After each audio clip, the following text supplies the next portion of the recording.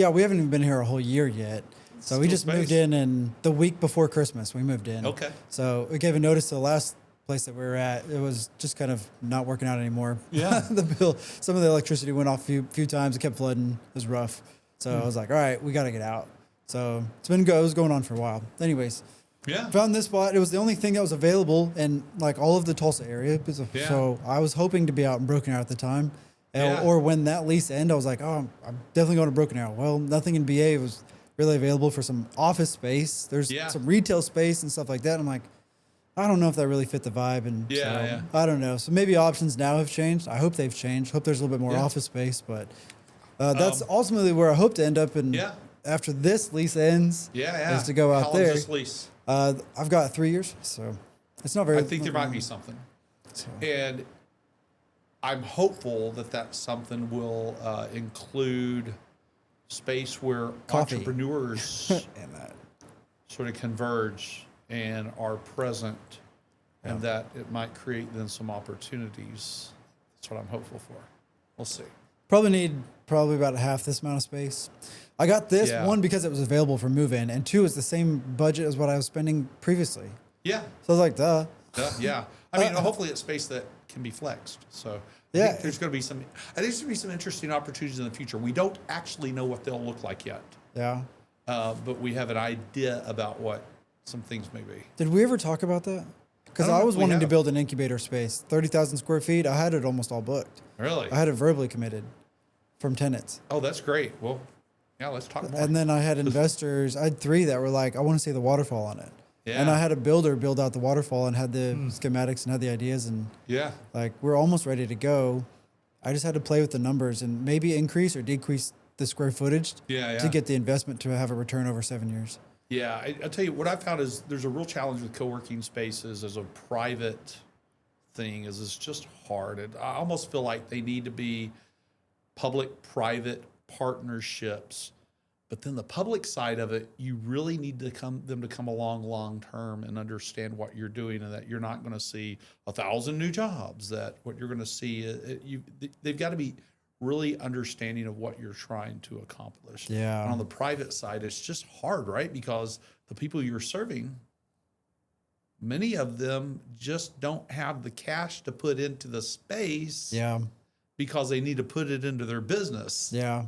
My idea was to have it as like part incubator, part community gathering spot. Yeah. So there's a spot over in New Orleans Square behind the Sonic that I was looking at. But I was like, I don't know if this is going to have enough available space. So I'd have to go up for one. Yeah. And two, my concern was accessibility and parking.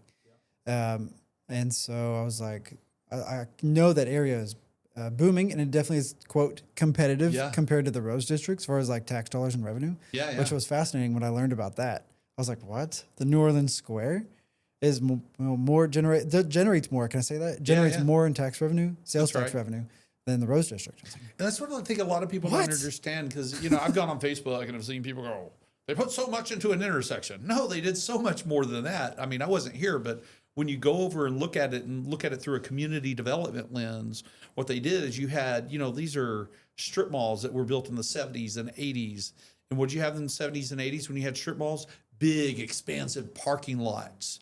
And walking across the street, especially if it's a busy street like it is there, across either of those streets I imagine was not very safe, right? Because it's not pedestrian friendly. Yeah. And so you need a little island in between so that people can stop off there on their trip across the street. So now it just became walkable. They can work their way around the 4 corners to the 4 businesses. And then you plant some other businesses in the parking lot to break up those giant, expansive parking lots. And then because no one's parking in the back and walking all the way to Ross. No, it's not happening. Exactly. Yeah. And then that makes it less space to park in, which makes it look busier. And then it becomes busier because people are like, I need to be there too. And then all the magic starts happening. So a little coat of paint and redeveloping maybe, I don't know what the facade of it looked like before, and repainting the parking lots and redoing just the intersection delivers a value that I don't think it's not easy for people to understand. Yeah. It was very dry. I bet. Put it that way. I bet. Yeah. I mean, I can look at it and see in my mind what it was. Yeah. I'm not a person who can look at something and imagine very well what it will be, but it's I grew easy up to over look there, sometimes so and see what it was. I remember that area was just dry. Nothing really there, right? Like nothing. No one really used it. Like it was a couple shops, whatever. There was 1 or 2 strip centers that's been there forever. Yeah. And then I'm pretty sure that the Crunch Fitness that was there was a research before. Yeah. And then it wasn't there like 15 years ago or 20 years ago or something. Okay. I think that was new. But there's 2 strip centers that's been there forever. Yeah, yeah. I don't know. And There's a long story. You can see it if you really pay attention, but you can also see with the face lifted. And like I said, I think a lot of people don't realize, they look at that and go, oh, that's a bunch of money, but it's not a lot of money for what it returns in tax dollars and for what it delivers back to the community and how it makes because a lot of people also don't realize that those retail businesses, they look at, when we talk about economic development, for example, we talk about attracting businesses and retaining and expanding businesses. And hopefully we talk about creating and developing small business and entrepreneurs. But a lot of times we don't think about the community development aspect of it. So community development is really the foundation for economic development, because if you don't, especially now, if you don't have a great place to live, people don't want to be there. And if people don't want to be there, business won't pop up either. Well, that's exactly it. And so the businesses, though, I think a lot of people don't think about small businesses, and I'll come back to the actual definition of economic development and how it misses the mark. Don't think about the small businesses as quality of life, because look, if you don't have your dry cleaners, if you don't have Crunch Fitness, if you don't have a donut shop, if you don't have a New Orleans Square, if you don't have Potbellies, and all these places, you don't have quality of life, because that's the stuff you go out to every single day. But back to the definition of economic development. I should know this since I've been through the 140 plus hours of University of Oklahoma's Economic Development Institute, and it's my job. And the IEDC, that's International Economic Development Council, sets this definition. I should know the exact definition, but it basically boils down to this: what they say economic development is. They say economic development is ultimately, it boils down to the creation of primary jobs. Every job, just about every job in New Orleans Square would be what you'd call a secondary job. But it's also how the money stays in the community. So a primary job is, think of it as the Zecos and the AG equipment and the solar turbines of the world, the manufacturers that are bringing money into the community from outside. And then the secondary jobs are the places where we go and spend that money, and it keeps moving around the economy. That's as important, because if the money didn't continue to move around the economy, then you're not keeping it in-house. And that's why it's so important for if people don't get loans, if people just sit there and pocket it, if people don't go to the restaurants, don't go to boutiques, shopping malls, whatever, right? Yeah. The money doesn't move and stays stagnant. The economy declines. Right. Well, and then on top of that, I'm sorry, Mr. Spurgeon, the city manager, would love to hear me saying this, is that if you don't have retail in Oklahoma, where cities pay their bills through sales taxes by law, then you don't have roads, you don't have parks, you don't have sewer, you don't have all the things that are a little bit easier to see as quality of life. You know what's fascinating to me many years ago is the correlation between business and, I don't want to use the word politics, but between business and municipality. Yeah. Right. Okay. So they're different but same, and they need to figure out some sort of harmony. And if they don't, I mean, almost all of them do. Otherwise we wouldn't be here to where we are, right? But they got to figure that out, because one can bring people in and provide, and the other one needs to bring opportunity, and that sometimes they swap. Yeah. Well, I'm glad you said that, because I have. My job is President and CEO of the Broken Arrow Chamber of Commerce and Economic Development Corporation, or the other way you could say it is as President and CEO of the Broken Arrow Chamber of Commerce and President and CEO of the Broken Arrow Economic Development Corporation, which are 2 separate legal entities. So I have, you might say my job is 100% of 50% over here and 100% of 50% over there, but they're both in the same building, the same collaborative space. We have a lot of cross contamination between the two, but our roles are different. And so in the chamber, our mission really is, in many ways, we're the bridge sometimes, even though we're not part of the city.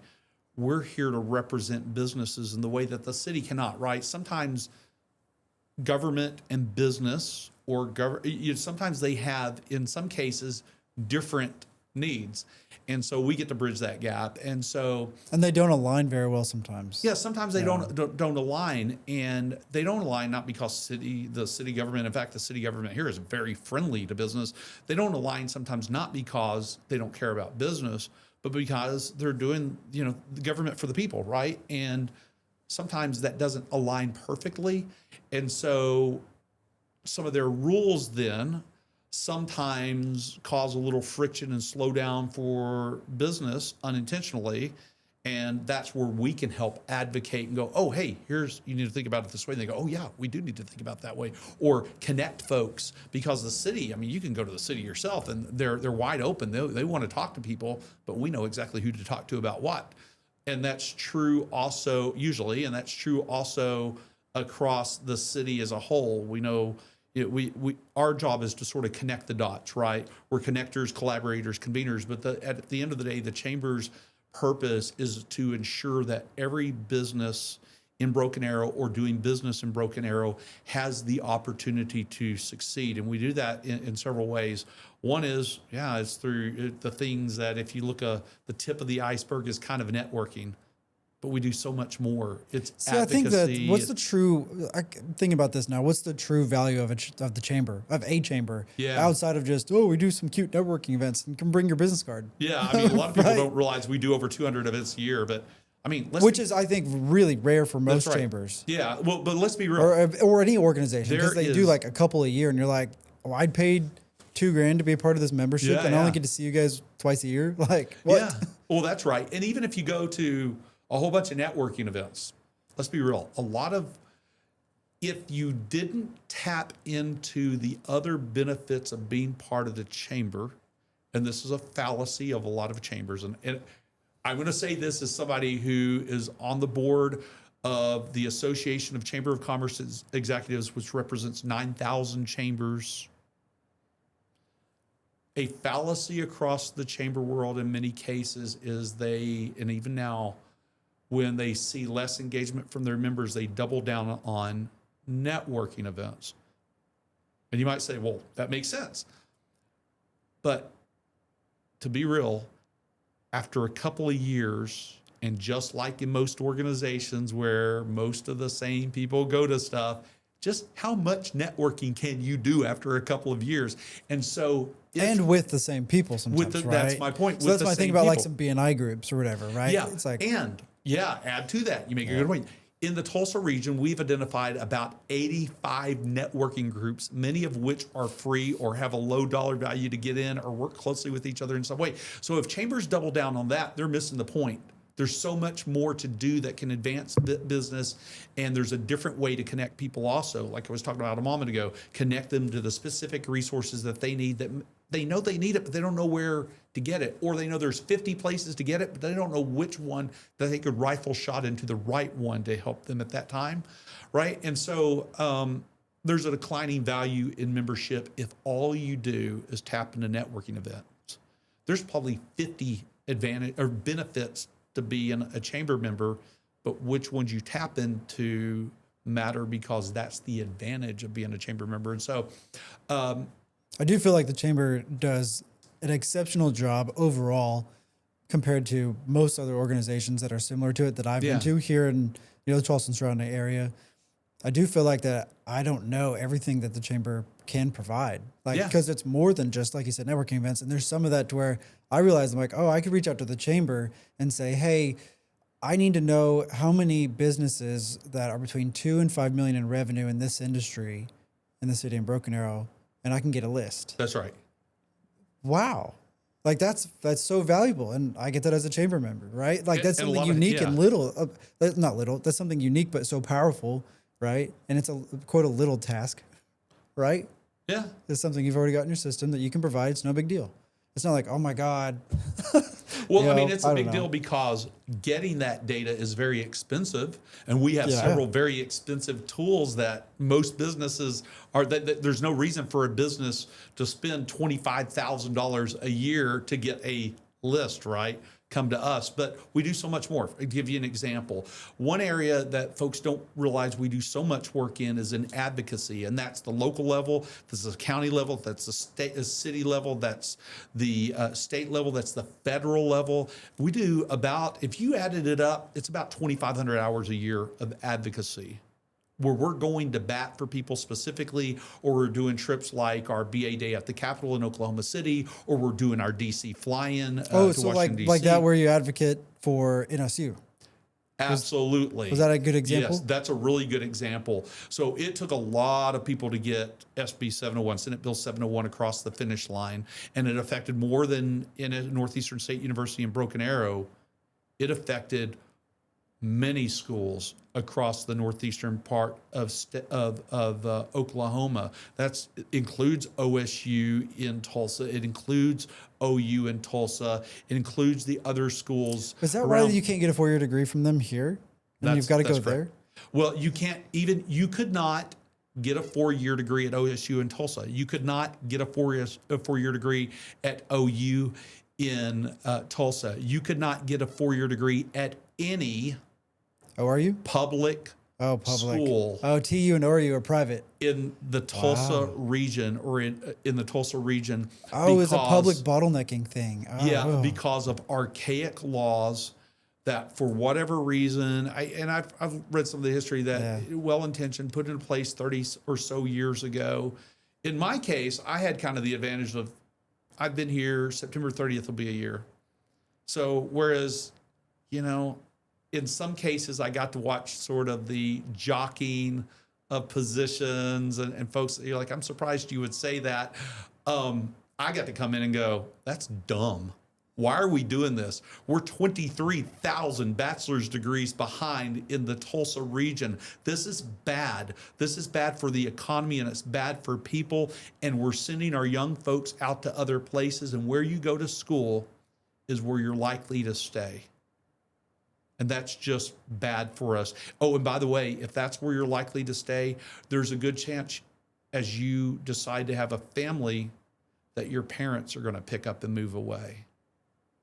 Think about that a moment, how bad that is for all of us, right? And that means fewer people are spending money. You get to a point where your economy starts to decline, where people start to leave, where you start to have a negative outflow, where people spend less money, which means less roads, less schools, less everything, right? It's not good. And so SB 701 was important because it gave the Board of Regents back the power that they already had, that the legislature took away years ago, to actually decide what courses schools could offer. And now they can offer freshman and sophomore classes. And so NSU Broken Arrow will be the first school in the Tulsa region to offer 4-year classes starting in January, which is really in January of 26, which is really quick. 6 months. Yeah, that's right, in 6 months. And 6 months from when they passed That's right. Yeah. And that could not have come about without the leadership of Senator John Hayes, who really, from the time he got into office, has been fighting for this. Senator Christy Gillespie, who of course was a freshman in the last legislative session, and also vice mayor of BA. Well, she was vice mayor, and then she stepped away to do that, right? And without their leadership, this doesn't happen. But it also doesn't happen without a whole bunch of folks in the background really, really calling and fighting for this legislation. And I can't, the number of folks that I know of and who probably told 5 friends, many business leaders, who were calling on people in the legislature, not just their local representatives, but they were calling on ones that they had personal relationships across the state and saying, we need to do this, and here's the reason why. And I'll just tell you, the folks who were fighting for SB 701, the distinct difference between what they said and the folks who were fighting against it was, on one side, you had a bunch of institutions jockeying for position. Oh my gosh, I might lose something. No, you're going to gain. and folks fighting for SB 701 who kept pounding away at the students. It's the right thing to do for the students. It's the right thing to do for our people. And we got to participate in that effort. It was really exciting to be able to go to the State House and to be able to rally the troops. And we weren't the only ones, but we got to do our part. And we spent a substantial amount of time. And so, yes, that is a really good example of what we do. For advocacy on just one of those elements. Okay, so rewind. How did you get to where you are and why? That's a great question. Yeah.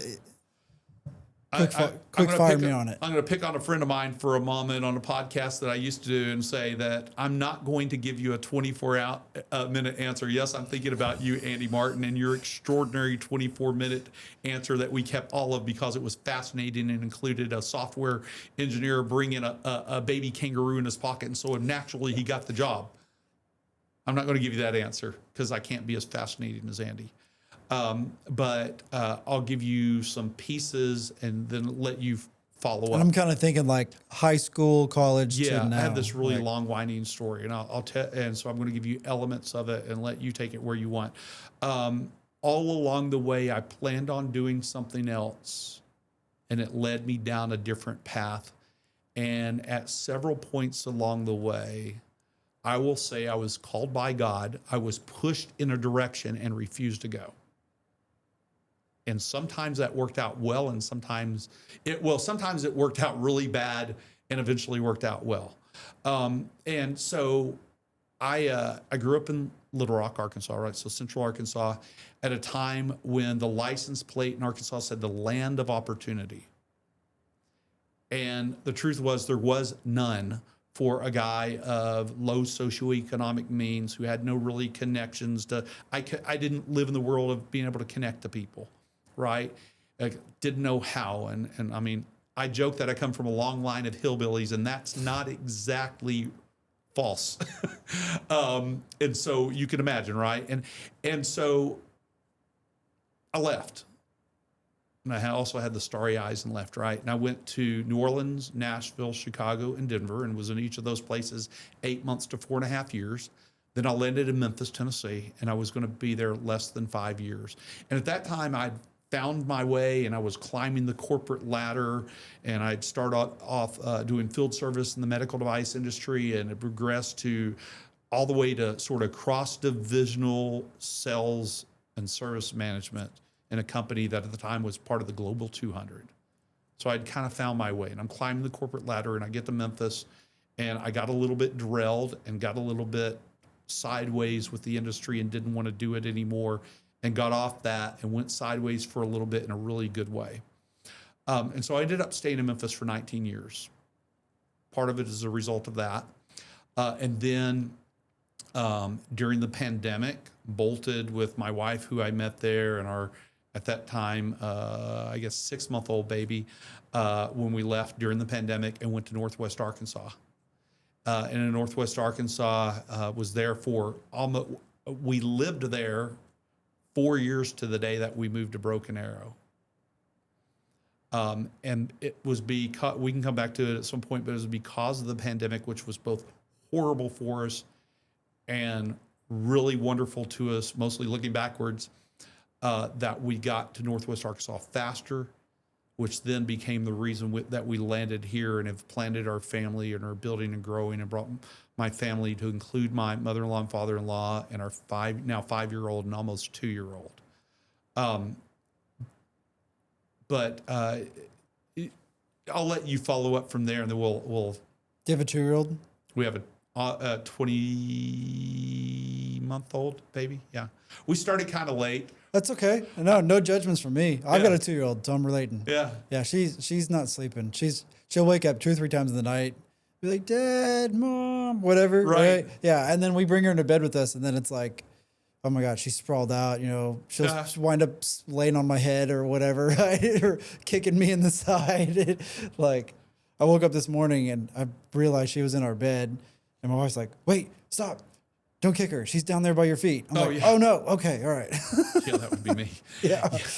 Yeah. Our Juliet is our 20-month-old. Joseph is our 5-year-old. And cool. There's many a night that I get home and I lay down on the sofa with her and she gets on my chest and she's out. Yeah. And I'm there for a while my wife's getting Joseph to sleep. That's It's great. a little harder to get to sleep. They both sleep pretty well. But I love that. That's I think cool. part of your question is, how in the world am I leading a chamber and an economic development corporation and landed this work of economic development? With a 2-year-old and a 5-year-old. With a 2-year, right. With a couple kids under five and under.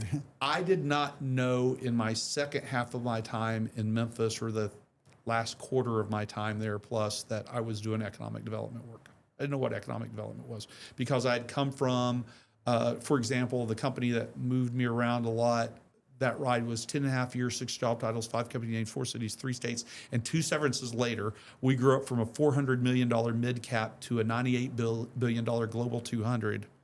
And that company today has been bought yet again since those times, changed names and bought yet again since those times. We were always on the side where we were being acquired. And they are now part of Medtronic, which is the largest medical device company in the world. And it's because of the merger of them and Medtronic that they became the largest medical device company in the world, exceeding Johnson & Johnson. Wow.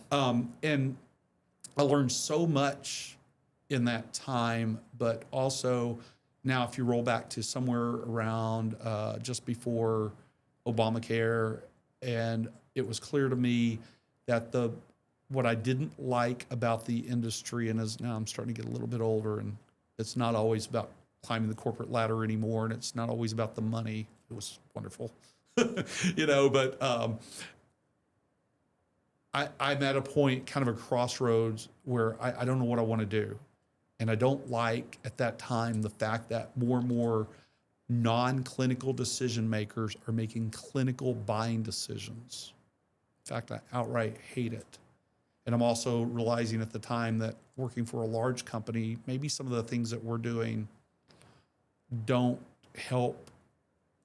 We're doing it totally legal, not illegal, but don't help new medical device innovations come up to where they need to be. And so I bolted.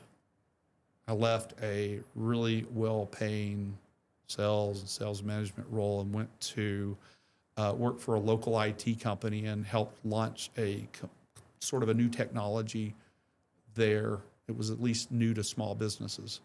And I felt the itch to get back to healthcare, and so I did. And I went to work for a company that was now back to about a $500 million mid cap.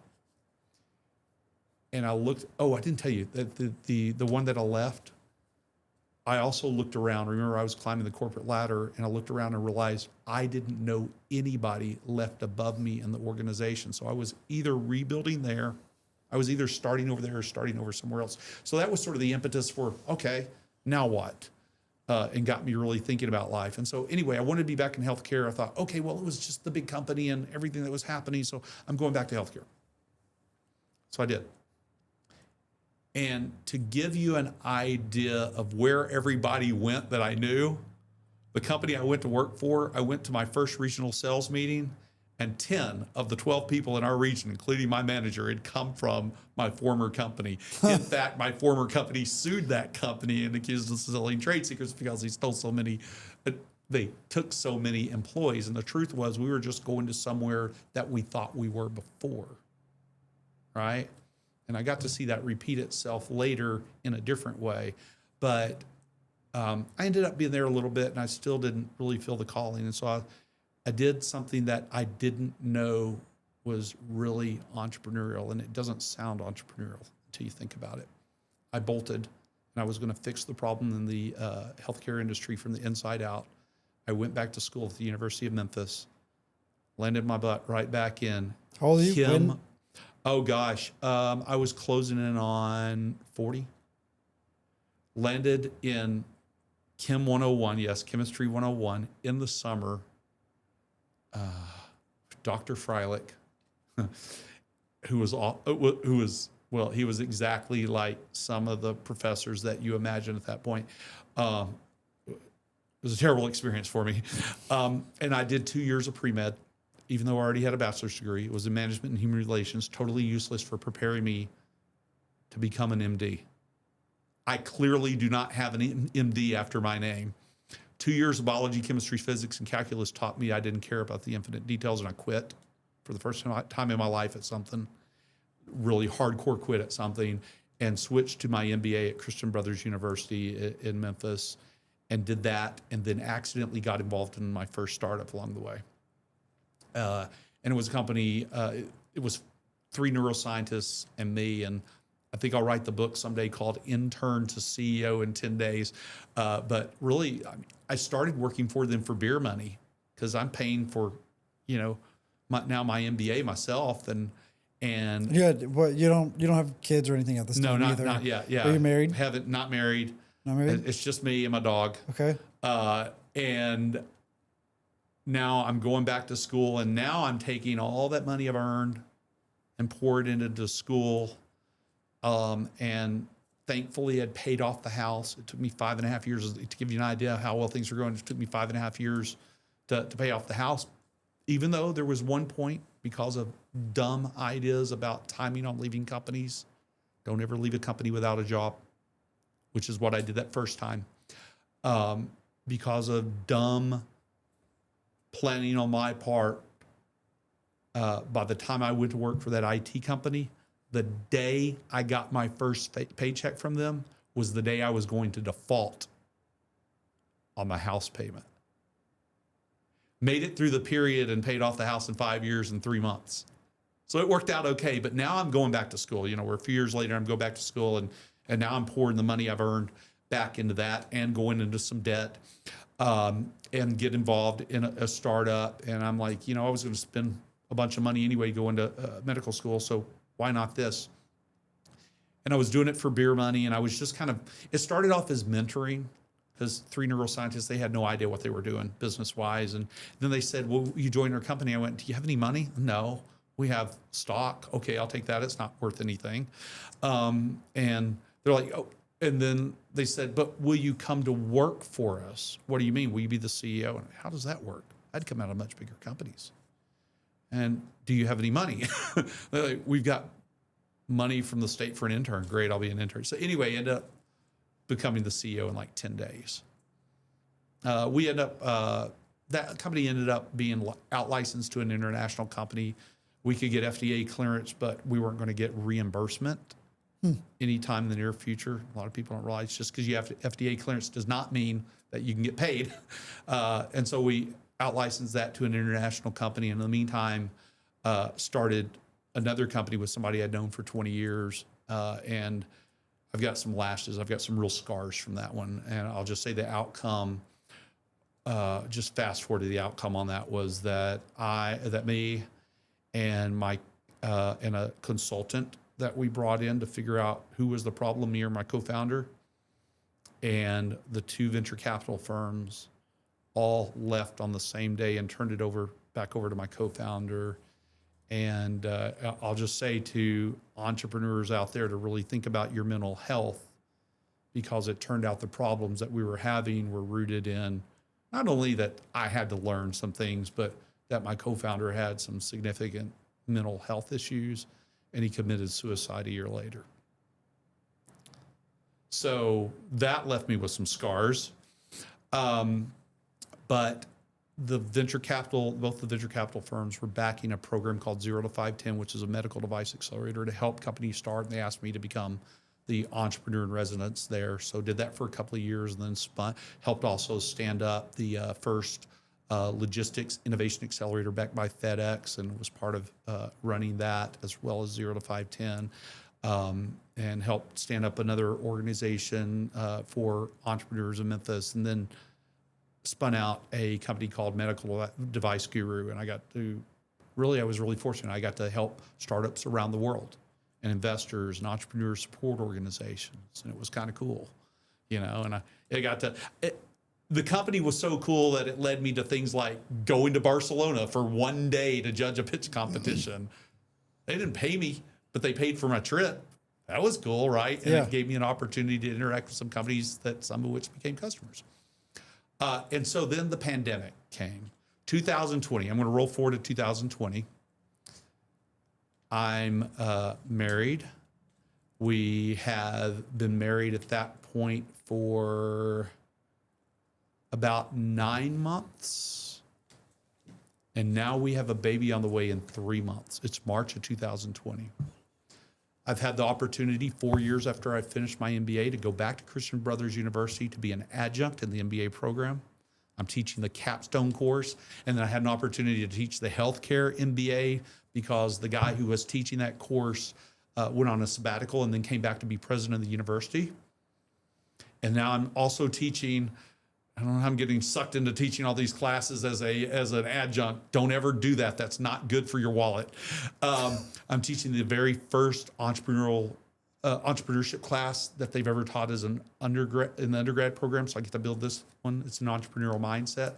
And in March in 2020, in 4 days, I have to flip these 3 classes to online, and 100% of my consulting business disappears. I'm able to claw back about 60% of it over the next few months, but it's not working, and we're 3 months out from having a baby.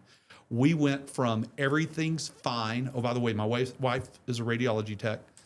She was working the OR, so she was laid off, and then she was able to get a PRN that's as needed, right? They call her as needed, usually working nights at a children's hospital with 3 months to go, pregnant. We went from everything's fine to on Medicaid in 90 days. No, in 4 days. 4 days. Oh. In 4 days. Oh. Right?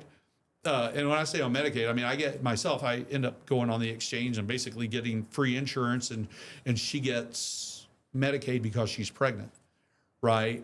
And so then we have a baby 3 months later, and somewhere in between, we start thinking about life, and we had already planned to move to Northwest Arkansas. And we had planned to do it in several years. And at this point, I'm going, I got to do something different. We can't take this kind of risk anymore. I got to grow up, right? I got to get a job where I have a paycheck coming in. Dang, maybe I am answering with a long answer. I hope it's useful. And so I start working my network there, and I think I'm going to do something with an entrepreneur support organization.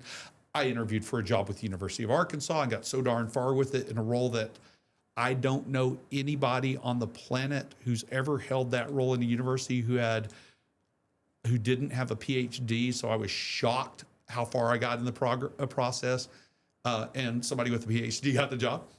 And then I interviewed with another organization, entrepreneur support organization, who said, hey, you didn't get the job because you're not here.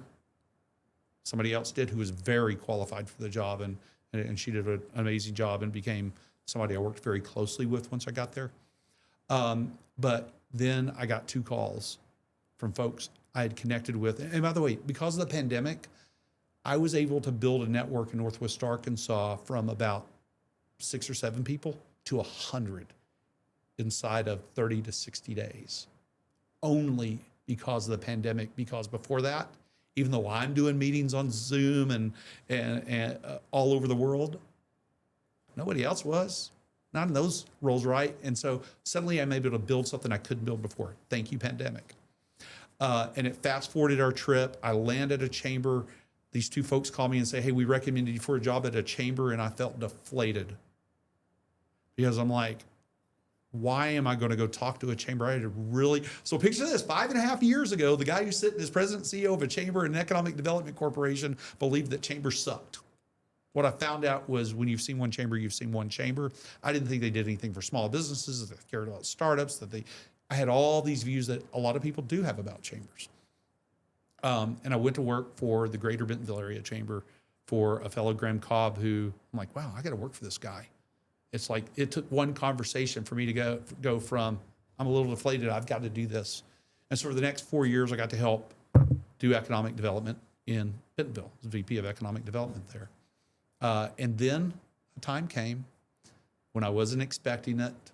And this sort of the short story is I had all these nudges that were gentle and then harder and harder until one day, even my CEO said, hey, James, we've been talking about your next steps. Have you seen this job in Broken Arrow?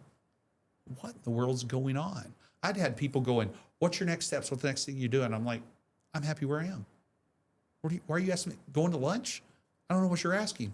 To now all the way to this. And I just that day started because somebody else said, hey, you know the reason I go over to Tulsa all the time is I've got family in Broken Arrow. Have you seen that job? You're not even in the chamber industry anymore. How do you know about it? And I started looking at Broken Arrow and going, well, this is a pretty amazing place. I got to check it out. I apply for the job. I take a trip with my now 5-year-old the weekend after, and I find a community that's not, it's a suburb of Tulsa, but it's not. It's a full-blown community of its own. It's a city with 120,000 people, with 300 plus manufacturers, with an incredible downtown, with all this vibrancy about it, all this going on. And they're building an innovation district. And I realized I have to be part of this. My family has to be part of this. And frankly, it's getting so darn expensive in Northwest Arkansas that we can't afford it there. And we can't have the quality of life there, even though there's an amazing quality of life there for my family. And realize that there are other places that are Goldilocks cities, not too small, not too big, just right, doing amazing things, and that this is the place where we need to plant our roots, because let's face it, we've got a 5-year-old and now an almost 2-year-old, and we can't leave. And so we set out on this adventure, and fortunately, I was able to land the job. Even though I ignored the search, the search committee or the company that was doing the national search and everybody for so long, I was fortunate enough at the last minute to apply and end up landing the darn job. And I think you're great. I think you're perfect for it. Well, like, I think you fit the role great.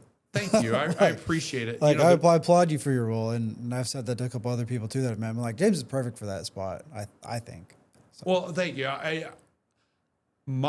found in life that my talent that I get to share, we all have talents we get to share with people, and we should talk about our talents.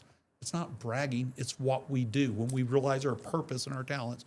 My talent is connecting the dots, is connecting people and things that maybe seem disconnected and thinking about it 10 steps ahead so that I can help guide others there. Or knowing that there's all these dots, right. And we're like, connect the pieces. Yeah, Got it. Ah, yes. Now I just painted a picture, you know. Yeah, and that's it. And my leadership style is unsurprising to me when we did Clifton Strengths within our organization recently, is to lead through influencing. Of course, that also means I need people on the team, and thank goodness I have a VP, Tiffany Shepard, on the my VP of operations on the chamber side, and my VP of economic development on the EDC side, who are both who lead by executing. Amber? And Amber. Oh, Amber she's Miller. A killer too, man. Yeah, and they both have teams. The rest of our staff is incredible. They're crushing it. Yeah. And so the things that people look at me, oh, you're doing, it's not me. It's my team. Well, I mean, everyone says that, it's look at what Elon Musk is doing. It's like, he has like an army working for him, right? Like, that's right. Yeah. That's right. And he has people making decisions that he's just like, has no clue that they're doing. Yeah. And he's like, oh, cool. We did that. Great. It's right on track. That's right. Glad you did that. Well, that's right. And I like that you said that, because, even though, and you say an army of people, he can't possibly be involved in every little thing, even though people have this perception that his hands are in every part of it. So they're not. I was fortunate enough to hang out with Kyle. Rafi? Yeah. If I pronounce his name right, I can't never pronounce it. That's Swift Collision. Swift Collision, yeah. And, he's incredible. Yeah, oh my God. So, he built that place. Yeah. Better than, he had a GC or somebody helping out, and he was like, you don't have any schematics or no plans or whatever. He's like, nope, things are going to show up, and I'm going to tell you where they go. And the GC guy or whatever, he's telling me, he's like, this has gone way better than any project that I've ever been. And Kyle was telling me, he's like, there's custom things that are built in here, and the way that it was laid out, he's like, I just had a vision for it. I'm like, I can understand some parts of that too. It excites me to be able to, I'm a builder CEO. Yeah. That's kind of profile I am. I like to deconstruct something or take something that's not constructed and build it. Like if you put me in Minecraft, I want to build. My wife wants to go explore and get lost. And she wants to go to cave diving. I want to build Legos. And I want to see something come to fruition. Like I love that. And I like to see how I can, like I said, break something or figure out how it can break and try to penetrate it and then rebuild it, or strengthen it or whatever. So I like to do that. I love the systems and the processes. And some part of me, I'm making a joke that I'm part Asperger's. My wife would make fun of me for saying that, but I'm like, I might be accused of that some. yeah. Somewhat on the spectrum or whatever. So a lot of times I don't it's one thing I've worked on over the years, right? Many years, is to one, try to be a little bit more empathetic if what I can. And two, work on communication skills, which is partially why I've been podcasting for the last 3 years. Yeah. And why I'm trying to work into more speaking engagements. So like that 1 million cups next week. Yeah. That'll be my... Thank you for helping us kick that off. I'm excited. Yeah. That'll be my third one this year. And then in a couple weeks... man, I want to throw up after saying this. I'm just kidding. I'm going to OSU for their marketing class. Oh, okay. That's cool. So I'm hoping that OU will get a little jealous and I'll get to go. And they'll be my fifth one this year. So if I can do 5 this year, 5 next year, and kind of just get some more experience on just being more like one, real, authentic, whatever's going to happen is it backs up with that. And whatever comes out of my mouth is like, it makes sense, it's true, or I don't know. The vocabulary part, like, I don't know, just the whole speaking part is something I've been working on over years. So that's cool. But okay, so I want to fast forward on a few more topics. I just want to make an observation real quick. Have you ever taken your Clifton Strengths, the Clifton Strengths assessment? I don't think so. I would be surprised if you didn't have. There's 34 strengths that measures. Your top strengths are the ones that you naturally do. The other ones you don't. It's not that you don't have them. Yeah. It's just that these are the ones you're most likely to take yourself furthest with, and in fact can combine them to look like some of the other ones you mentioned, empathy, for example. But I would be shocked if you took the assessment and did not find that activator and arranger were very high for you. Instigate? That's activate? Activator is, that's instigator. That's basically the instigator, and arranger is putting things together, basically sometimes deconstructing and putting them together, and those are both high on my list too, but I would be surprised if those were not high for you. I would have taken it. That'd be a lot of fun. Okay, so I want to transition into Broken Arrow today, so I got a few ideas. So why is BA uniquely positioned for growth? Oh, wow. BA is uniquely positioned for growth. First of all, just because of how we grow. Okay, let's start with, we are the largest unknown city outside of Oklahoma. I mean, we're kind of in. People don't know about Broken Arrow, Oklahoma. I sat an hour and 45 minutes from here and had never heard of Broken Arrow, and was shocked when I came here and from what I found. And I did a fam tour for a friend of mine who's actually interviewing for a job here today, who had studied on Broken Arrow and had passed through Broken Arrow a long time ago, a lot when it was a smaller community and thought it was a suburb, who was also shocked, even though he had studied up. When I lived up in New York City, Jersey City, between Hoboken and Bayonne, I worked in the tri-state area. People in Manhattan didn't know that there was anything outside of Manhattan, really. Exactly. You know, and they're like, "Do you live in teepees? Do you have cars? Is there electricity? You guys still have candles?" And they were dead ass serious. They had no idea that there was anything outside of their tri-state area. And I'm like, no, I've never seen a car. I play along with them. I got tired of answering it. I'm like, I played along with them. Well, exactly. Totally just trolling them. But no, that's exactly right. BA's winning or growing. You could argue BA used to grow. #because Tulsa. People, and the data bears it out. People move to Tulsa, and after a couple of years, especially if they're looking for a place that's family oriented, they look around and go, "Oh, I'm moving to Broken Arrow." And there's other towns around that they look at too, and it's why Broken Arrow became one of the fastest growing places in the state of Oklahoma. And so now we start getting more rooftops, right? And then as you have organizations like the EDC and working alongside the city and others really to build industry here, then you start having, now you've got 300 plus manufacturers here, not doing sort of dirty, heavy industrial manufacturing, but clean stuff like precision machining and stuff that you wouldn't know is happening in the building. And that starts bringing more daytime traffic to Broken Arrow. So what happens when you have rooftops? Not much yet, but then when you get more daytime traffic, you start having retailers pop up. And now you may notice around town, we're having sort of a retail boom. All the retailers that you might know are starting to come in, right? And so now it's starting to grow on its own. And now we're starting to get some rankings. I believe it was not USA Today.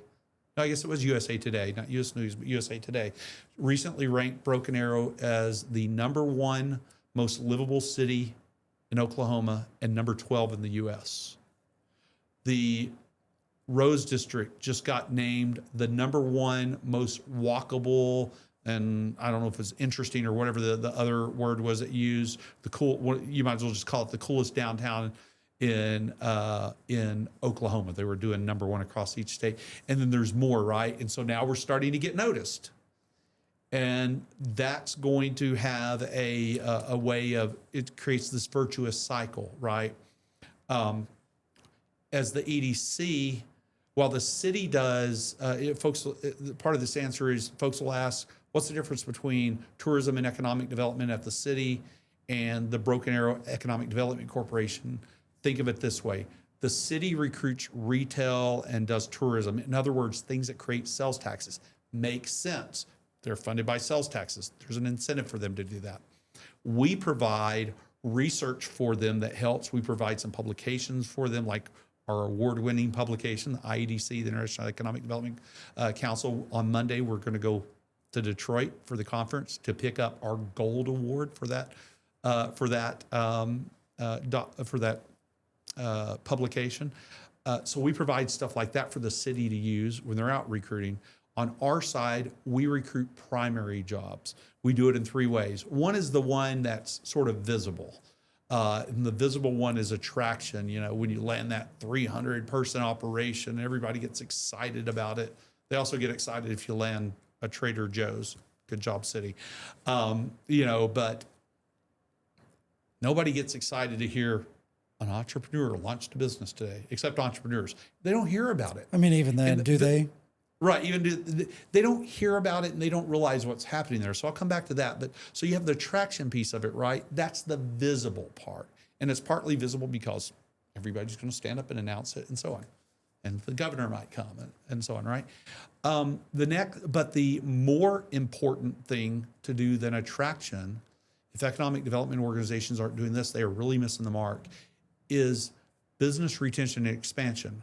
That's helping your already existing businesses. We do a ton of that because that's where most new jobs are going to be created in a community. Your existing businesses.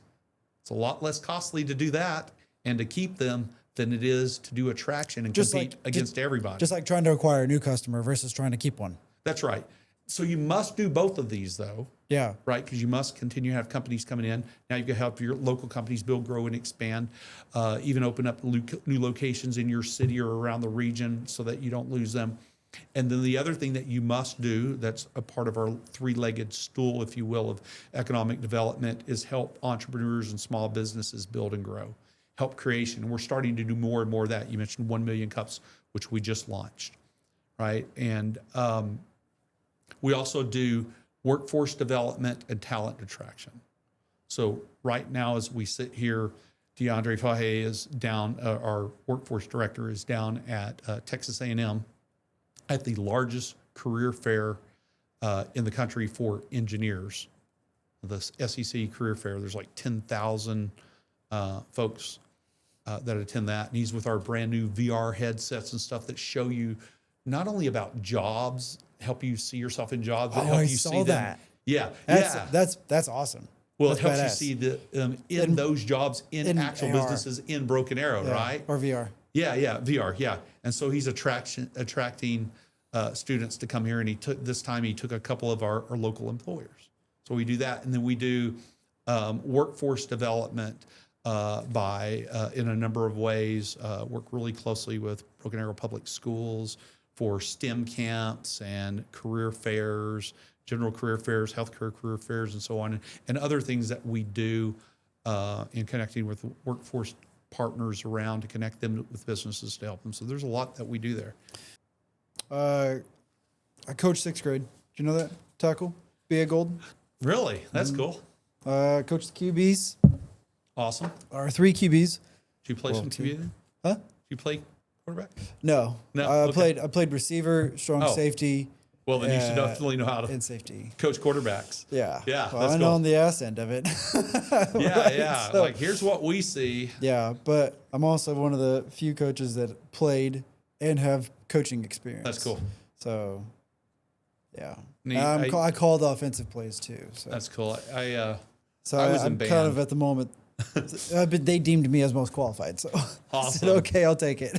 That's cool. For that role. But we finally figured out that, like, okay, you got defense, and you got this part of defense, and then you have the linemen because you played linemen. You played on the line and stuff. So. Yeah, I didn't get to play football because I wanted to, and I was probably not ready at that time. But I was in band. But I did play.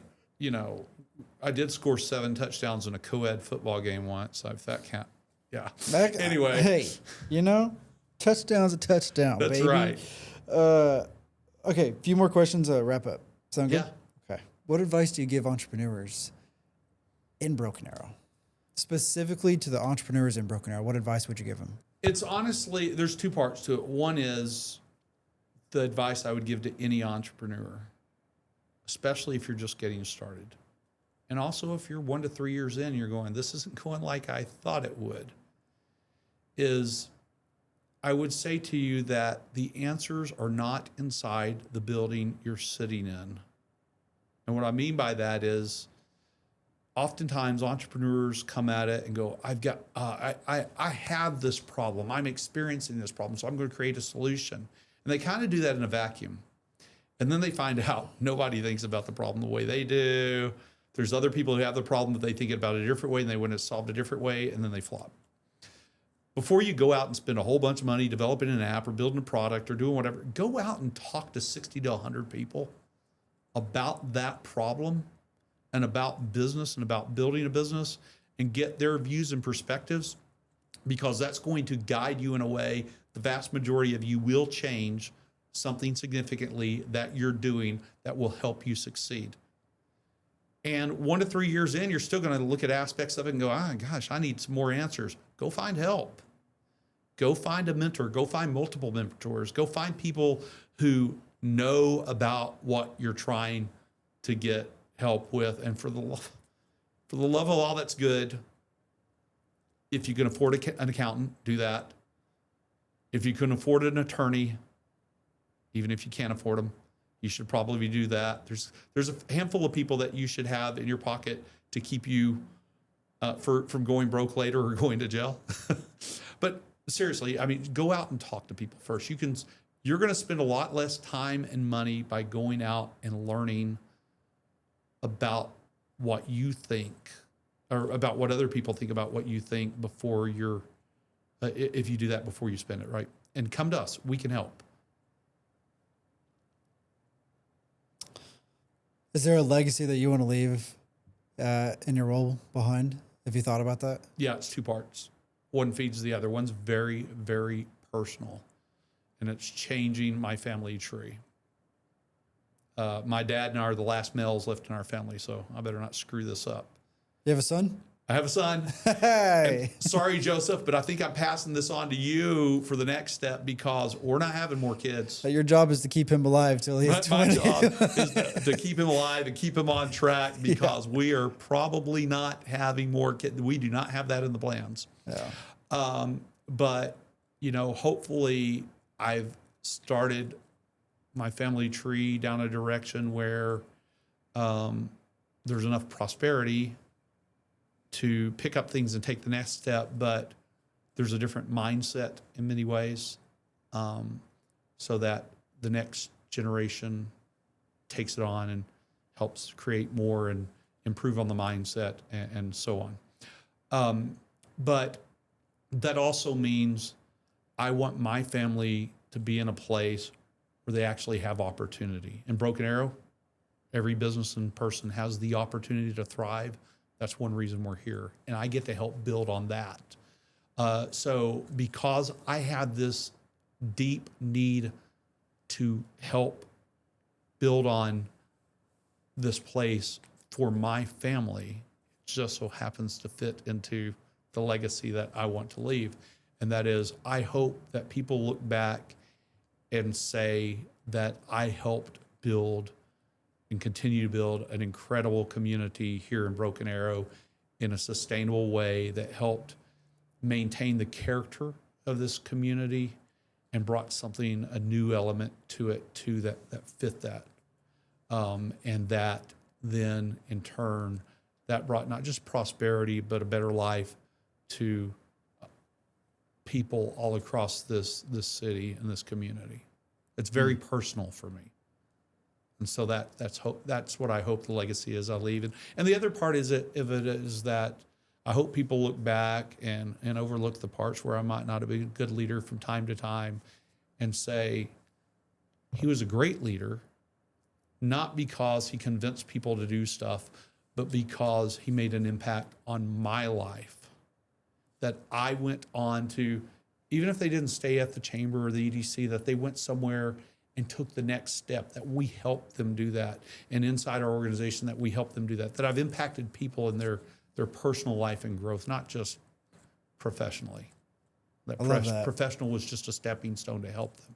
And now leading on to this too, from where you've been to where you are now, do you believe you've gotten there because you're lucky or because you're smart? Yeah. I got there because, well, the answer is yes. I like to think I'm smart, but the answer is definitely yes. Any human being who tells you that they got to where they're at and didn't include some element of luck, you might define luck, I'll define it differently here in a moment, perhaps, is they're just lying to you. And by what I mean is sometimes luck is not luck at all. I believe it's God's guiding hand, right? I've had several times in my life where I've reached a Y or 3 turns in the road and not realized it. One of them was coming here, and have felt God's hand pushing me somewhere, but didn't recognize it. For example, even coming here, this time I suddenly realized what it was and jumped and went, I've got to do this. I have to follow it this time. But this time, it still took me a while. This lady who's this entrepreneur in Fayetteville, who even when I was in Memphis was mentoring her with her medical device company. Her name's Elizabeth Pringer. And I think for a few months, she's probably the one who started the conversation in my head. And when she said to me one day at 1 million cups of all places, 1 million cups in Bentonville, she just kind of pulled me aside. She said, James, I've got a question. She goes, what are you doing next? It's confusing, right? Confusing question. Like, what do you mean, what am I doing next? What are you doing next? And I said, going to lunch in a few hours? Going back to my office? I don't understand the question you're asking me. She said, you've been here 3.5 years. What are you doing next? And I went, I haven't thought about it that way. I mean, I'm a Gen Xer. We don't exactly think that way. Like, all right, 3 years, time to think about the next thing. And she goes, well, you should be thinking about it. Okay. She asked me that about it again sometime later. Another person asked me a similar question. Another person asked me a similar question. I start getting these calls from Next Move Group, which is the search group doing a national search for this role. They email me on LinkedIn. They call me a number of times. And one day, and I ignored them, probably not the smartest thing professionally, but I was just so busy and so locked in on what I was doing. And also I'd been having conversations along the way with this guy, Braedon Kruse, who was my CEO, about what should I do next. And he's like, he asked me, well, do you want to lead a chamber? Do you want to lead an EDO? I'm like, yeah, that could be cool. But I'm happy where I am. And he's like, well, let me help you find the experiences and the skills to do that. Great. Well, we'll keep talking about it. Good guy. That's the kind of leader I want to be, right? And anyway, one day I get an email on my work email from Next Move Group. Good job, Next Move Group, because that's what caused me to respond. And I went to my LinkedIn and I responded, hey, got your email on my work email. Will you please not email me there? Here's my personal email. And honestly, I'm happy where I'm at. Do keep contacting me because one day I'll be ready to do something different. Today, I'm not. I feel like there's work here to be done. They respected it. And then one day, this guy, Chris Adams, who I used to work with in the chamber, we're at 1 million cups again. It's the day before applications are due. He says, hey, James. He goes, have you seen this job in Broken Arrow? What in the world's going on? I'm like, Chris, you don't even work in chambers anymore. How do you know about Broken Arrow and how do you know about this job? I'm like, I've seen it. I've kind of glanced at it a couple of times because a few people have actually asked me the same question. But he goes, do you know why my family goes to Tulsa all the time? I'm like, no. He's like, I have family in Broken Arrow. Let me tell you about Broken Arrow. Then he starts telling me about the place, and I'm asking, honestly, in my head, I'm going, why aren't you there? You're selling it so hard. And like, what's going on? So now throughout the day, start taking these furtive looks at my phone, looking at Broken Arrow. Ooh, there's something going on there. What is it? Looks like it might be what my friend Phil Libben calls a Goldilocks City. And he's setting out to find these different Goldilocks cities across the country. We could talk about Phil sometime. But I'm taking these furtive looks throughout the day. And then it happened. About mid-afternoon, I get back to the office from a meeting, and my CEO, Braedon, he calls me in the conference room. He's like, hey, man, come in the conference room. I want to talk to you about something. Okay. So we go in there. We talk about a couple economic development projects. And he goes, that's not why I asked you to come in here. Have you seen this job in Broken Arrow? And I'm like, yes, I've seen this job in Broken Arrow. What is going on? And at this point, like I'm the starting fourth to person think, or whatever. Yeah, at this point, I'm starting to think, hold up. God's telling me something. And I haven't been listening. And it's time to listen again. And this time, I'm going to get it right and listen. And so I'm like, yeah, I've seen it. And he goes, look, man. He goes, I've looked at the job description. I've kind of looked at the people who are on the boards of these two organizations. I've kind of looked at what Next Move Group on their website says about this role and what folks want out of it. And at the city of Broken Arrow, and they're doing some stuff. You got to look at this. This is real. He goes, their culture seems similar to Bentonville. They seem like they're on a growth path. This is something you ought to look like. And the next words out of my mouth were, okay, I'm going to apply for the job. And he looked at me like I was a three-headed pumpkin. And I went, let me explain myself. And then I explained what had happened over the prior couple of months or so. And he looked at me, he said, you know what that is, don't you? And I thought, I'll find out. I'm like, what? He goes, that's God. He's pushing you somewhere. You got to listen. I'm like, I know. And I'm now listening. I'm going to listen this time. And so I went home and I scrambled to, his next question was, hey, do you know the folks at the Next Move Group? I'm like, well, they've contacted me a lot. He said, I know them. They've recruited me before. You want me to make a call? Yeah. You want me to make a recommendation? I'd love that. Hey, do you know Mike Nill, who leads the Tulsa Chamber? Yeah, I've met Mike before a couple of times. I don't know him. He goes, I used to work with Mike. You want me to call him? You should talk with him. You should talk with him about this. I'm sure he can give you a lot of information. So I call him, and then there was somebody from the Broken Arrow Chamber who had just moved there over to the Tulsa Chamber, and he's like, hey, let me get him in the room. You need to, and we have this great conversation, and now I'm just fired up about this, right? And I apply for the job, and I immediately grab my son Joseph, and we come over here, and we spend the weekend, and we're going to go to the Tulsa Zoo, and we've heard about the gathering place. We never left Broken Arrow. We got in the Rose District. We rushed over on a Saturday morning. The first thing I wanted to do was get over in time to go to the farmer's market, because you can learn so much about a town from the farmer's market and the people there and how you interacted with them and even how they treat you. Really? Yeah.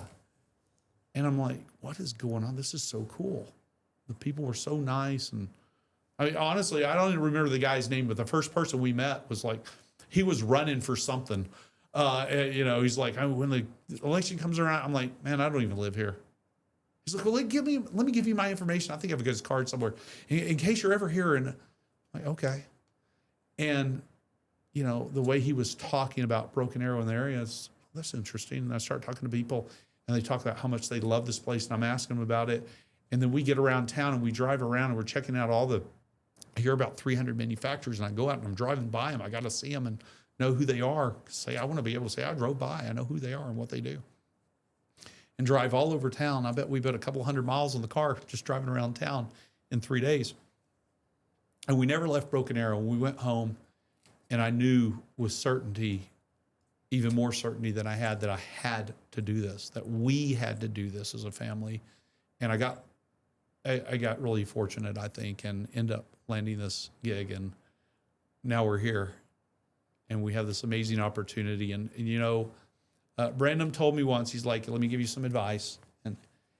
And I think there's two schools of thought here. And I don't necessarily follow this school of thought in terms of how my future would be, in terms of where I want to go. But unless God's hand grabs me and says, do something. But I do understand what he's saying in terms of what these jobs are like. He's like, hey man, he goes, being a chamber CEO or leading an EDO is kind of like being a football coach. Some folks are really fortunate to be somewhere a long time. Some are not. He goes, in some cases, you look for the next opportunity, which is kind of what he's done along the way. Although he's kind of said, I want to put down roots in Bentonville. And so I come in from the standpoint, I want to be here a very long time. And I'm hopeful that I don't do something stupid and screw it up. I'm hopeful that I'm able to continue leading these teams, that we do amazing things together, and that I get to be here a very long time. And so I'm really thankful and grateful to be here, and thank both of the boards and the folks like Ben Bowie and Greg Graham and Eric Boney and Kyle and others who were part of that process. Oh, and Mayor Wimpy and City Manager Spurgeon, who were part of that process, and all the people I got to talk to along the way, who then said, man, you need to be here. And so we are. I love that. Man, that's so inspiring to hear, like,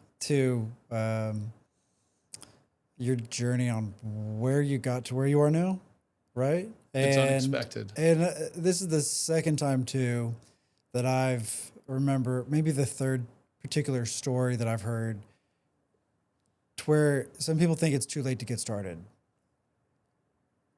Well, this is another one of those instances, like, it's not too late to get started. You know, you're in your 40s. Okay. And you have 2 kids under 5. Right? Up. So you're not too late to get started. I've broken 50. You're in the position you're in, and you're not too late to get started in that. Right? It's never too late. Sam Walton didn't start Walmart until, I think he was at least his mid 40s or later. And there's numerous other stories. Isn't that the research that when we were at the entrepreneurship committee a few months ago? Yeah. And I said that the average entrepreneur starts about age 40. Yeah, the average successful entrepreneur, the data shows, is in their 40s.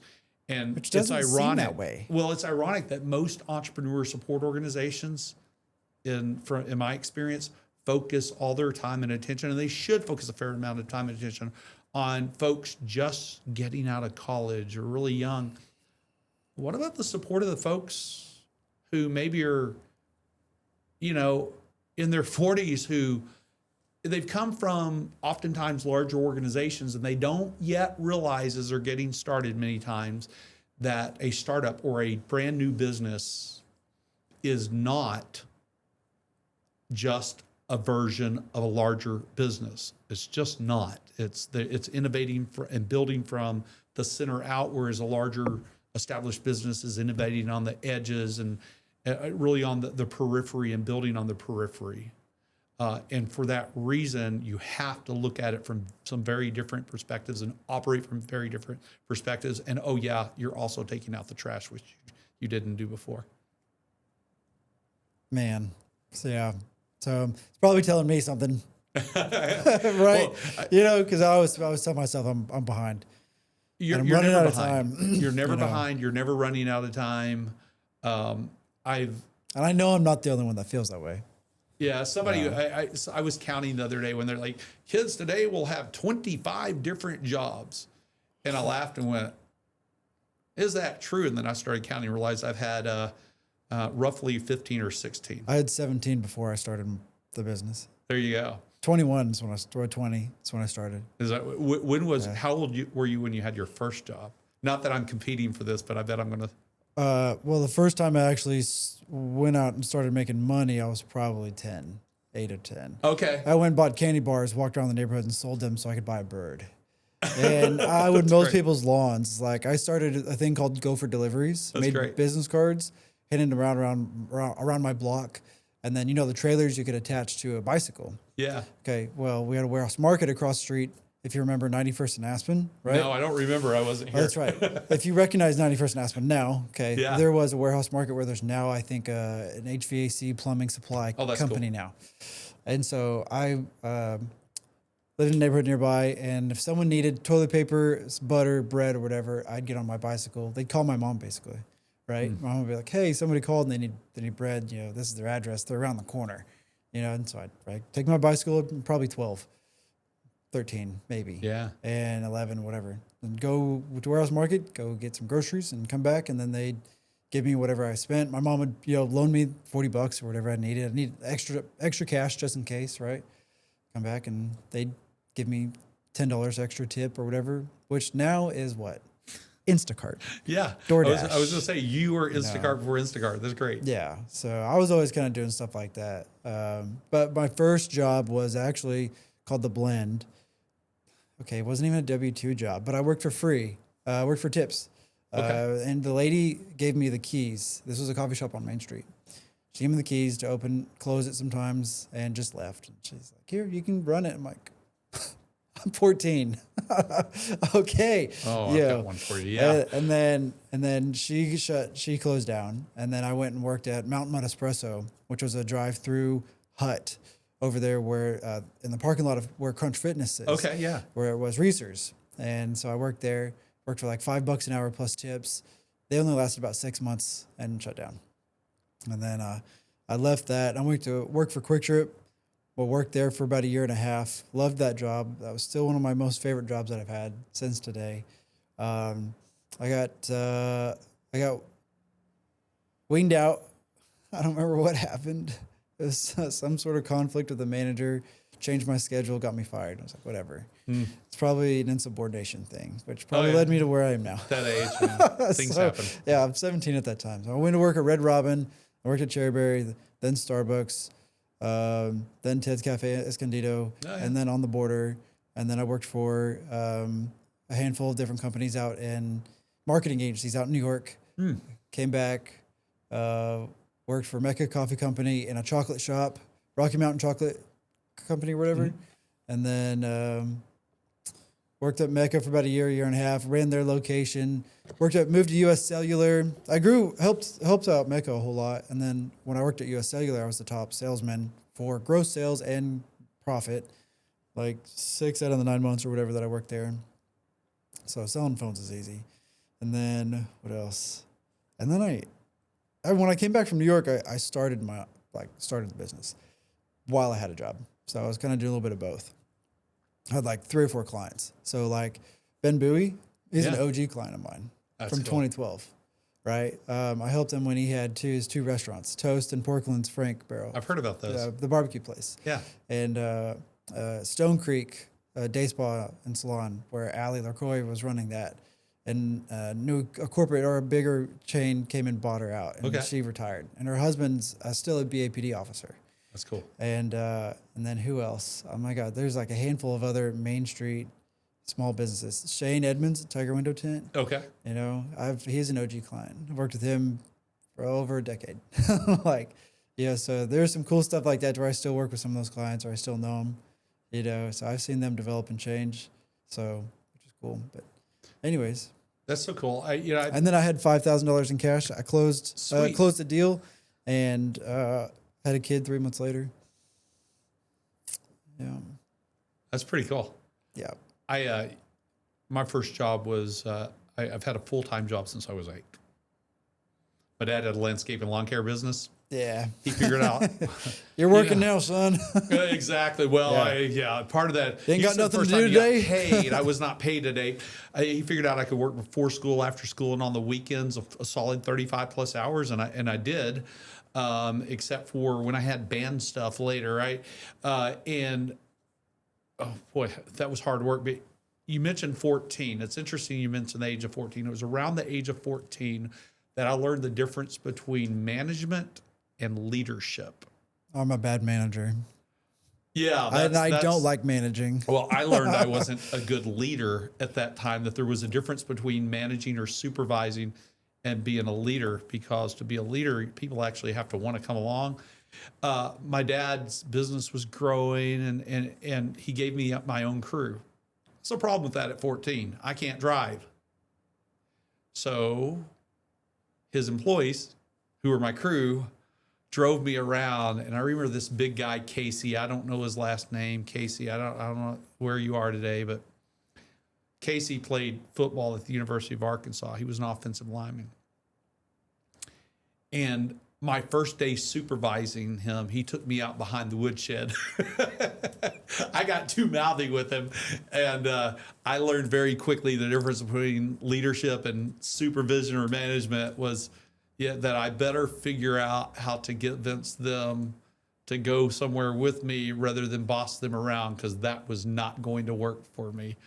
But then later on, I think my dad fired me once. He hired me back 2 days later. And I think that might have been another incident with Casey, but fired us both and hired us back 2 days later. But then my first job outside of Arkansas, because I went to work at Arkansas Children's Hospital for a little bit. Yeah. When I started my professional role servicing medical equipment. But my first job outside of Arkansas, when I went to New Orleans, I got fired from that job because I was a horrible human being. Nobody could get along with me. Let me restate that. I couldn't get along with anybody because I didn't know how. Yeah. I had not learned that. Well, I got out of 17 jobs. I quit all of them but 3. Two of them were. I worked at Starbucks too, by the way. Okay. Insubordination was 2 of them. And that quick trip one, like I said, I don't remember what happened. It was some sort of conflict, and then I don't remember. So it's probably insubordination too. Who knows? But I was like, there's just sometimes. Yeah. You just don't work with somebody. No. You know, the rest of them, I was like, I don't like this job. I don't like this work. Or this was a cool experience. I want to go get another one. So I was like, how many jobs can I get in different industries before I actually have to, quote, settle down? And commit, So I job hopped all those years on purpose to some degree to try to get as much experience between small business and corporate and hospitality and retail and sales and, whatever, right? Yeah. And I think that's an okay path. And I think that's something that if you were to ask me, what should you tell young folks, right? What would you tell is don't be afraid to do that. And I know that's contrary to everything a Gen Xer. Sorry, guys. I know you're out there. And boomer. Definitely boomers, but definitely, my Gen X colleagues would be like, what are you telling people? Is go out and get a bunch of different experiences. But I think they would also agree with this. Say yes to a whole bunch of stuff that nobody else will. I'd say 15 to 25 is especially a good range to do that for sure, to get as much experience as many places as quickly as you can. Yeah. Apply yourself 110% at every one of them. Right. And then you make sure you don't burn any of those bridges. So if you do want to go back and you can, you go 10 years later after your first job at 15, you're like, I really loved that job. Yeah. Well, I loved that organization, or I loved the way that my clothes smell when I go home and the laundry just smells like a coffee shop, rather than Mexican food. That was one of the things, I cannot wind up in a restaurant. I figured that out. I was I do not want my, clothes, my laundry room, my bedroom smelling like a Mexican restaurant, or whatever, or Charleston's. I love the food, nothing was wrong with the people. It's just, that was the thing that was I can't do this. Yeah. But when I worked at coffee shops, I was like, yeah, I like this. My room smells great, Yeah, so. People should try a whole bunch of different things. It's. I think trying a whole bunch of different things,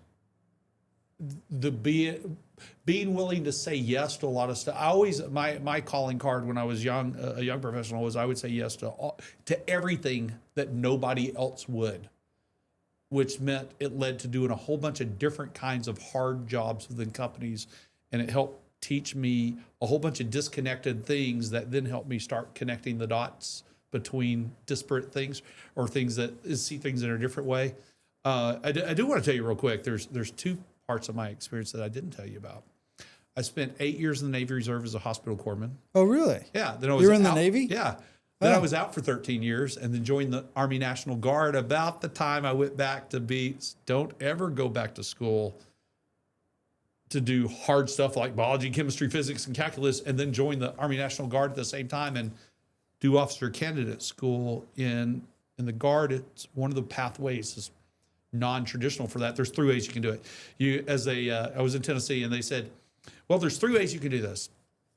Sergeant Bell was sergeant at the time. There's 3 ways you can go to OCS. One is you can go to Fort Benning. That's the gentleman's school. That's the federal program. You're not going there. They get weekends and some weeknights off. You're just not doing that. We got a reputation to uphold.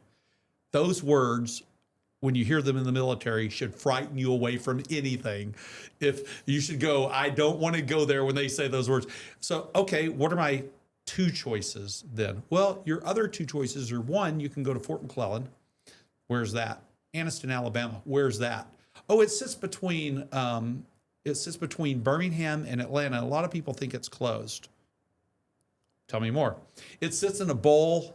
Oh yeah, you would start in the middle of June. As you might guess, there's no wind. It's humid as you pick the word choice. And it's just awful. And they're like, so you can go to the advanced course, and I forget how many weeks it is, 12 or 17 weeks straight through. And they looked at me, and now I'm telling you, they've had to give me 2 age waivers. One to join, but they basically subtract off the years that you were already in before to help. And then 2 to go to OCS because I was too old for that. And so they said, you're not going to go to that because I think I was 39 at the time. And you went to National Guard? Yeah, and went to OCS, the age of 39. And they went, you're not going to be doing that because you don't look like you're going to get 300 on a physical fitness test, the max score.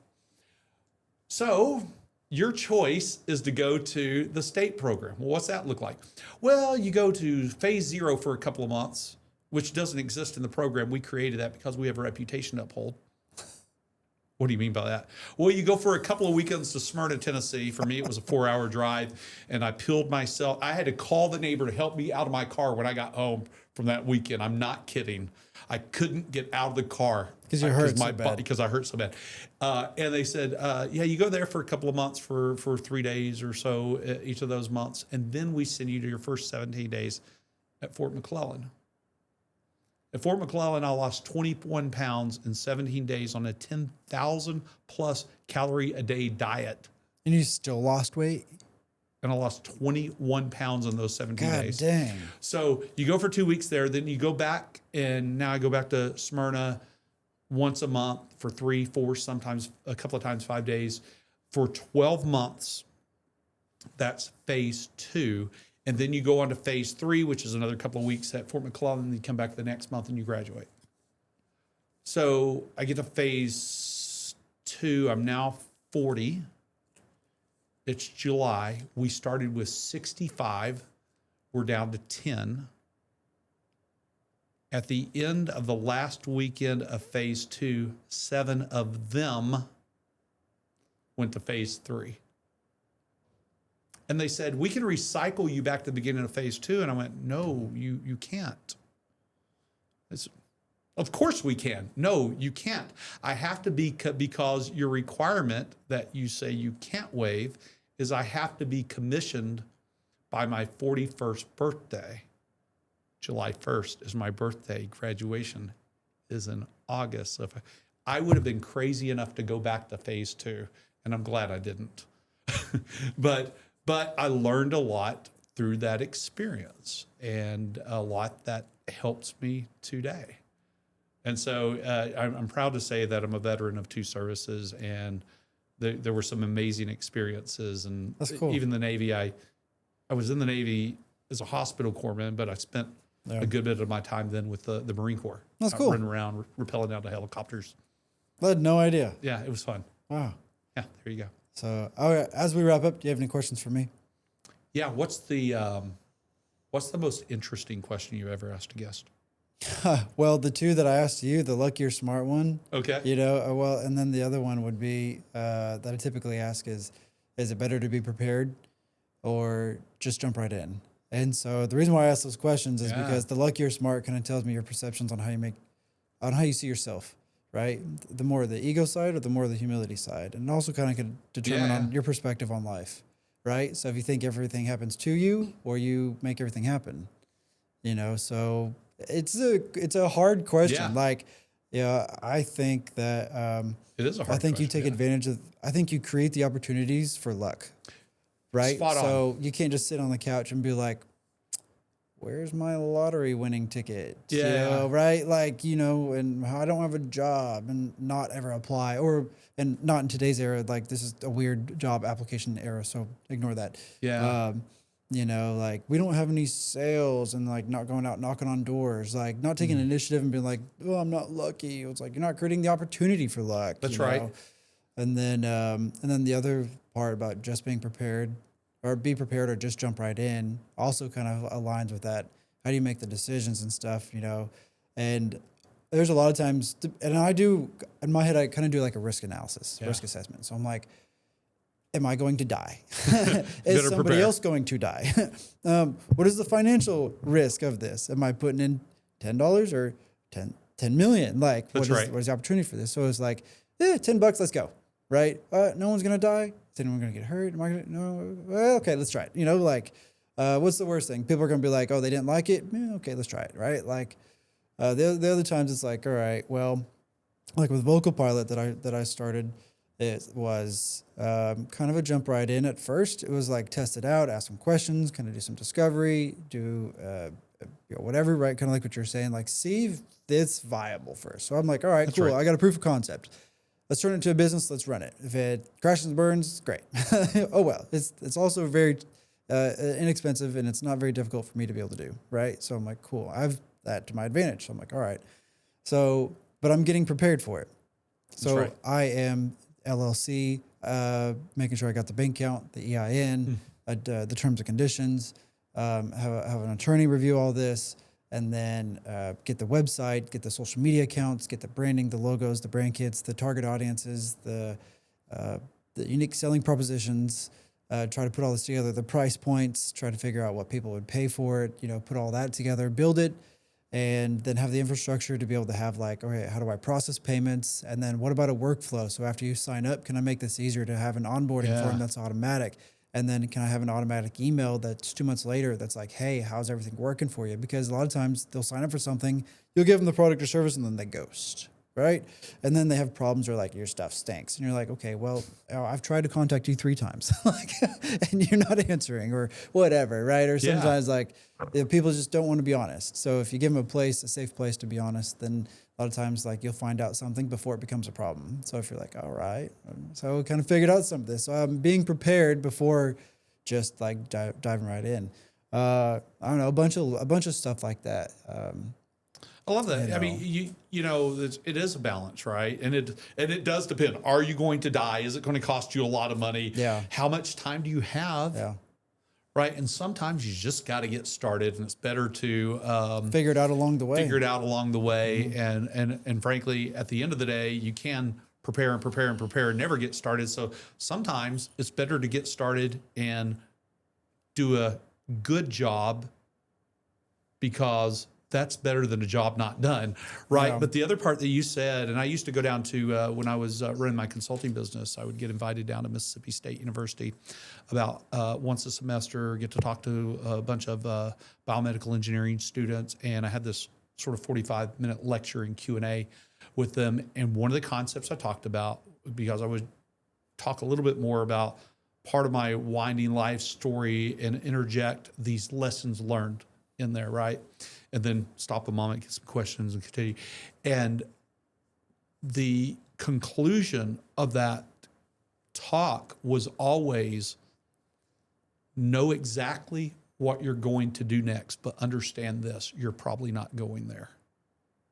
But the reason you're doing everything you can to prepare, the reason you're doing everything you can to develop to get to that spot is because at some point you're going to come to a Y in the road. Or maybe it's going to be 3 or 4 turns. And you're going to come to somewhere where you have a better opportunity you had not thought of. You had no idea that was coming. And what you've really done is prepared to get there. I'm preparing for the exit in mind. Yeah, that's it. And so you are happening to life. Yeah, I mean, I'm building everything to where I could just be like, here's all the logins. Bye. Yeah, right. I mean, in some ways, that those forks in the road, you can call it pure dumb luck. You can call it God's hand. You can call it whatever you want to call it. Yeah. But not preparing for those turns, more often than not, will lead to you can't take advantage of it. If I just sent a Word doc or Canva invoice right, and took that payment and put it in my bank account and paid a subcontractor, but didn't keep track of expenses. I have a place that's dedicated for all that.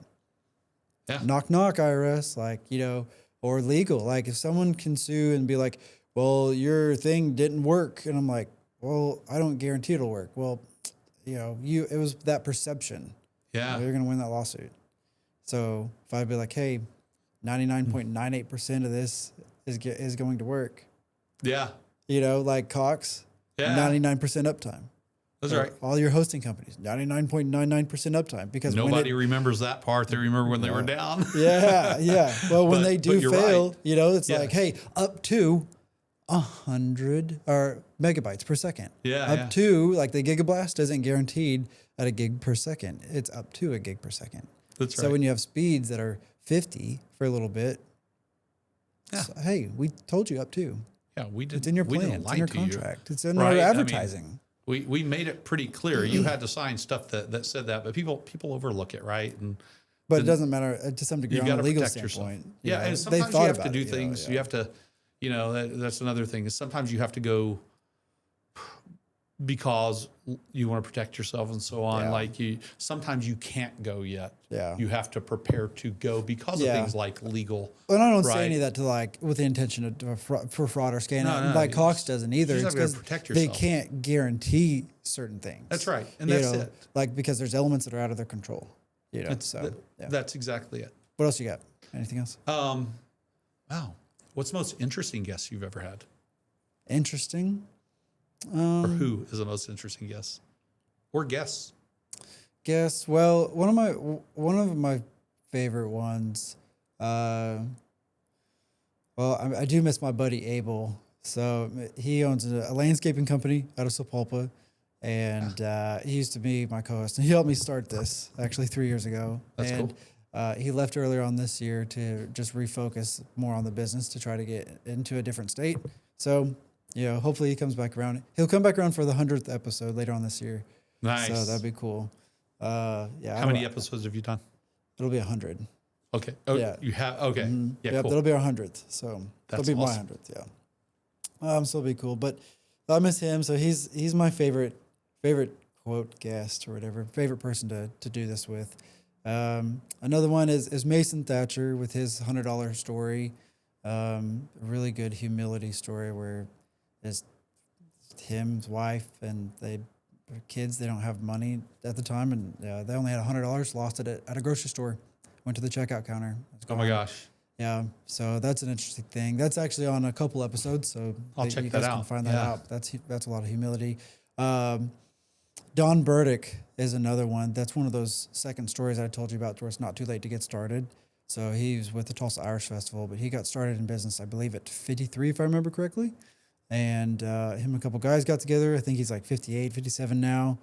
He's just sold his fourth oil and gas related company, and one or two of them were sold for like $800 million. Wow. Yeah. Wild. And he left a 30-some year career or whatever, right? And employment, and just let's go. And some of these stories too, like it's fascinating to hear too. Like they still cry in the shower. That's cool. And I like to hear some of that stuff too, because like everyone puts a facade. Again, my thing. I've just become. I've said this too. I want entrepreneurs to know what it means to get into it, right? And like you're cuffed to it, and if you go down, like you go down hard. And it's seen as a certain way when you go down and you go out, and you don't prepare for it in certain ways, and it affects so many more people than just yourself. That's right. Right. And stuff like that. And so like, and try to like uncover the veil, like, because a lot of times you see like these entrepreneurs, they have beautiful blue Corvettes, Lamborghinis, or 6,000 square foot houses. Yeah. But you don't hear the story. Like I just made a post the other day where one I was talking to, and he's a few years older than I am, and he's like, "Oh shit! Yesterday was my son's scrimmage. I was supposed to go to that. Damn it!" And you just hear like the disappointment in his voice, right? Yeah. And another one was like, He's telling me how he's sleeping under his desk. And it's 5 o'clock in the morning. He didn't go to bed till 5 o'clock. And he's like, I'm up. And I don't know if he made it home to get his kids after school, or if he said hi to him in the morning and then went back to work, or I don't know if he went home and tucked him into bed and then went back to work and stayed up till 5 and passed out, or what. But you know that like they give up a lot of their lives for whatever this is. Yeah, I don't think a lot of people realize that. My favorite, one of my favorite questions to ask founders is, tell me your founding story. Because you hear all of that, right? It all comes out. And I don't think people appreciate, just walk into a convenience store, for example.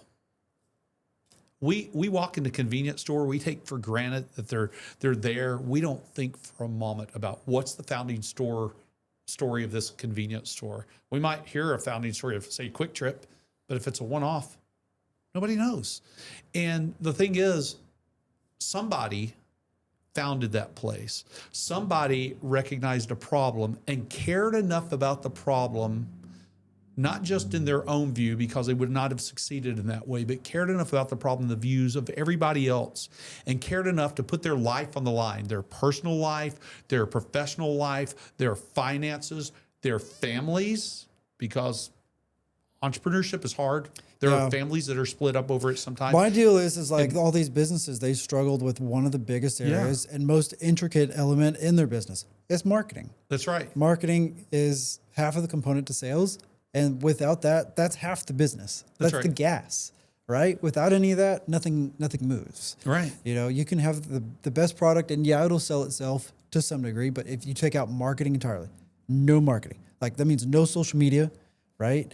No business cards. Take out all that and advertising.